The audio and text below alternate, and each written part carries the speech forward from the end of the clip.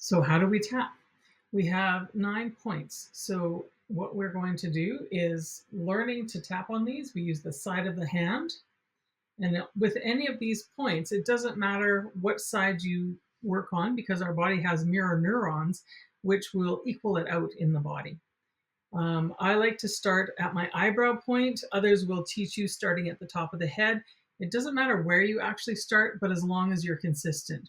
So if we go through the points, the eyebrow point actually starts right on the hair of the eyebrow that's closest to the nose.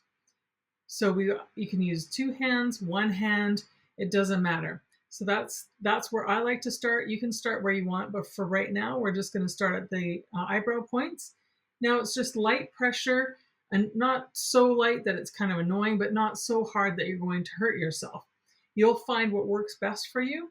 And so we just tap 1 hand, 2 hands, it doesn't matter. And then on the side of the eye, if you have glasses, it makes it a little bit harder. But the side of the eye, again, we're just doing rapid tapping. You know, they say ideally it's 5 to 7 times, but it doesn't matter, just tap. And then underneath the eye, kind of when you're looking straight ahead, you will see that the point underneath the eye. And then underneath the nose, right where, you know, it's carved out there, that's where we want to tap. And again, 1 hand works. And then the next one is where our chin kind of rolls in a little bit. So we want to tap there where it's at. From here, we go to the collarbone. So you can go to the collarbone and then go down about 1 inch and you'll tap on both sides again. One side, it doesn't matter. This part here is the meaty part of our chest here, and we carry a lot of stress here. Next is underarm, mid-chest, and it's about a hand width underneath your armpit. This one feels a little weird for some, and for some women, it's, you know, we can't get around, so kind of use like a chicken arms on either side to get that point on the side of the body. And then from there, we're going to the top of the head. This is where all our meridians join. So we want to tap here. We've got more leeway here. So this is called 1 round of tapping. So this is also called mindless tapping. We can do it at any time, whenever we're feeling stressed. So just tap along again. We're just going to go eyebrow point, side of eye, under nose, under chin, collarbone, under the arm, and top of the head. So we've done 2 rounds. Usually what I say is once you've done a round or 2, and ideally if you're just tapping, do 3 rounds. Just take a nice breath and you can start feeling relief. So things that you'll start to notice as you're starting to tap, you'll start to feel more relaxed. You might take that breath. You might feel some tingling. I've had clients say that, oh, I'm tingling. That's showing that the energy's starting to move. Things are starting to change. You might feel a sigh. You might feel your face start to relax or your shoulders start to come down. You also may start to feel different emotions such as laughing or crying. Often, too, we get burping and farting and other things like that because it's showing our system that it's safe right here, right now, and that we can start to relax. And that's the whole idea, because we're sending that signal to our brain that everything is okay here, that we can start to relax and move forward.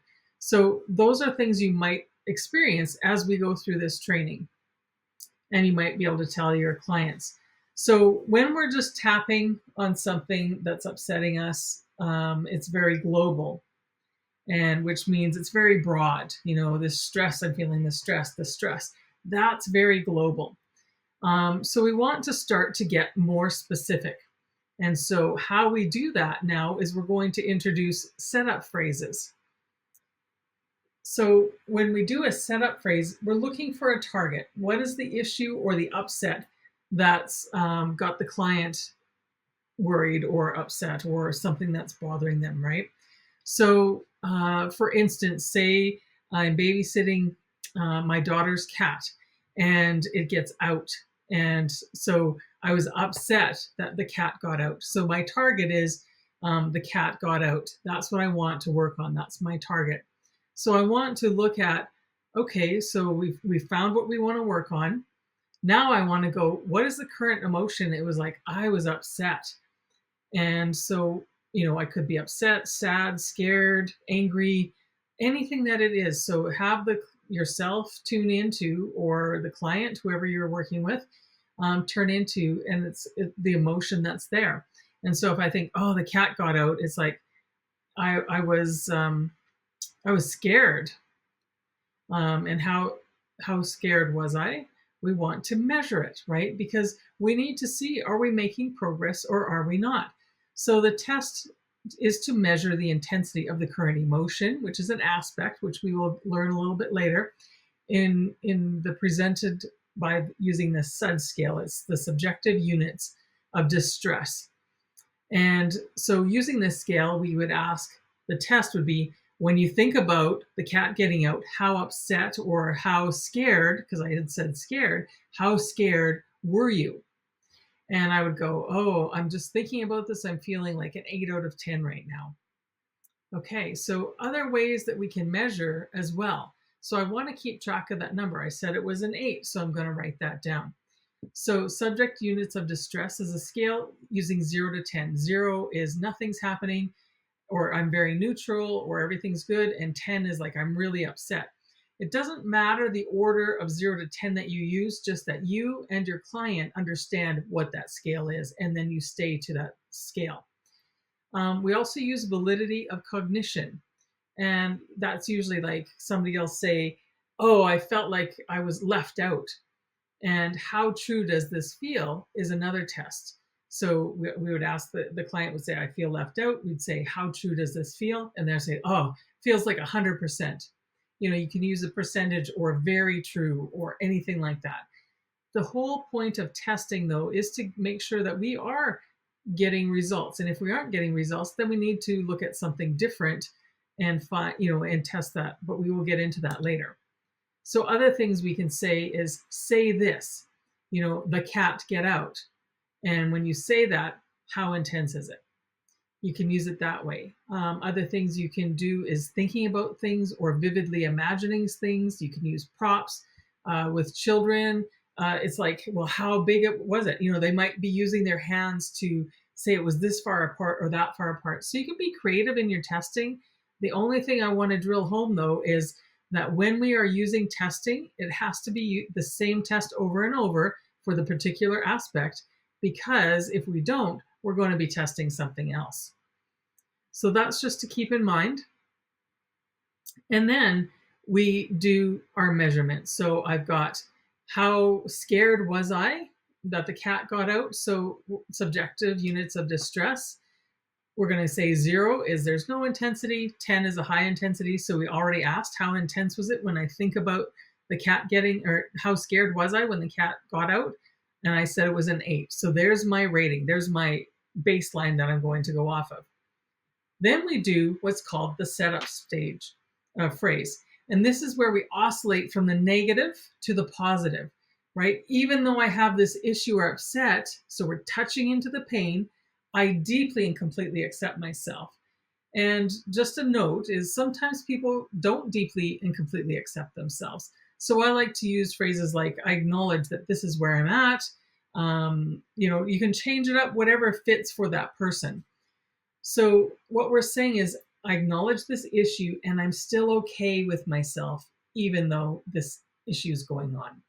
So this setup phrase happens on the side of our hand.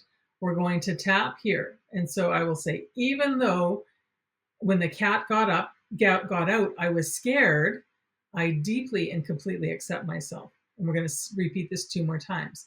Even though I was scared when the cat got outside, I deeply and completely accept myself. Even though I was scared when the cat got outside, I deeply and completely accept myself. So that's where we're going to start. And then we're going to go, the cat got out, the cat got out, the cat got out, the cat got out, the cat got out, the cat got out, the cat got out, the cat got out. So I'm gonna, even there, I just took a little breath. So as I'm doing that, I did our round of tapping. We did the setup phrase. I did the round of tapping. Now I'm gonna just pause and ask, when I tune into, when I think about the cat, how scared am I that the cat got out? And I'm going like, I'm about a 5 right now. So we know it's been working. Okay, so we're going to do the retest. So I've said, so when you think about the cat getting out, how scared are you?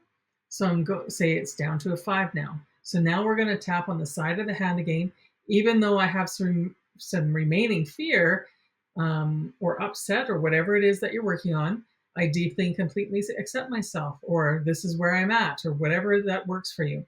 Even though I have some remaining fear around the cat getting out, I deeply and completely accept myself. One more time. Even though I have some remaining fear with the cat getting out, I deeply and completely accept myself. So I'm just going to say, this remaining fear, this remaining fear, this remaining fear, this remaining fear, this remaining fear, this remaining fear, this remaining fear, this remaining fear. So again, excuse me, we're going to pause, have myself check in or your client check in and go, okay, when you think of the cat getting out, how scared were you?